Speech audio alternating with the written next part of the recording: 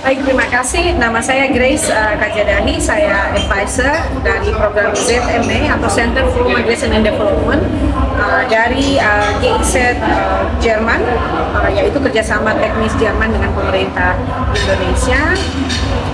Kami ada di Kupang saat ini untuk melakukan berbagai kegiatan workshop dan sosialisasi kepada para mahasiswa, yaitu generasi muda NTT, untuk memberikan mereka pencerahan, informasi tentang bagaimana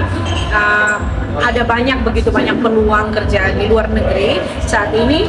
Dengan adanya bonus demografi di Indonesia, kita punya yang hampir mendekati 70% dari populasi Indonesia itu adalah generasi muda, dan dengan adanya keterbatasan lapangan kerja, bermigrasi ini menjadi salah satu pilihan yang secara ekonomi juga baik membantu mereka dan keluarga, tetapi juga bisa berkontribusi kepada devisa negara.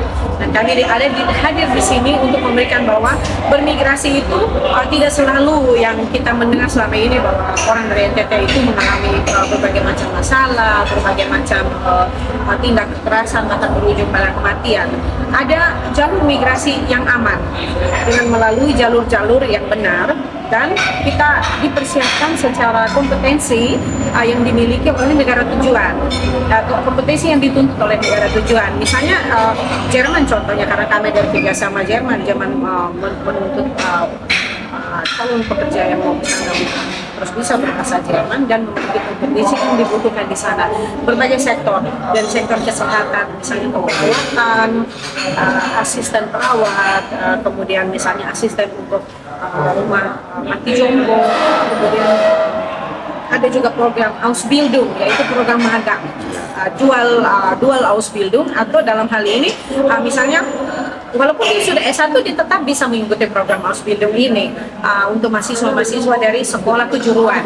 Khususnya sekolah kejuruan itu lebih diutamakan, mereka 30% bekerja bersekolah, belajar teorinya, dan 70% dihabiskan di industri untuk berpraktek, baik itu di perhotelan, di rumah sakit, atau di pabrik, dimanapun itu. Dan mereka sudah menerima gaji saat masih magang ini. Durasi Ausbildung itu 2 tahun sampai 3,5 tahun, dan karena Jerman adalah negara federasi, jadi mereka dilindungi oleh undang-undang di setiap negara bagian di mana mereka ditempatkan. Mereka akan mendapatkan sertifikat kompetensi dari negara bagian, dari kadin setempat. Jadi mereka tuh dilindungi oleh undang-undang yang sama dengan undang-undang yang dipakai untuk perlindungan kepada warga Jerman. Gajinya sama, perlindungannya sama, semuanya sama. Jadi mereka bisa mendapat bahkan seperti 30 juta, 40 juta dalam sebulan. Nah itu kan sebenarnya peluang yang tidak boleh kita manfaatkan. Orang NTT ini banyak yang memiliki bakat, orang NTT banyak orang pintar, orang NTT banyak orang yang punya skill bahasa yang misalnya orang NTT dibanding dengan orang Jawa ketika berbahasa Inggris misalnya, pengucapannya itu jauh lebih smooth, jauh lebih halus daripada suku yang tidak maksud untuk merendahkan suku yang lain. Nah ini peluang yang tidak boleh kita lewatkan begitu saja.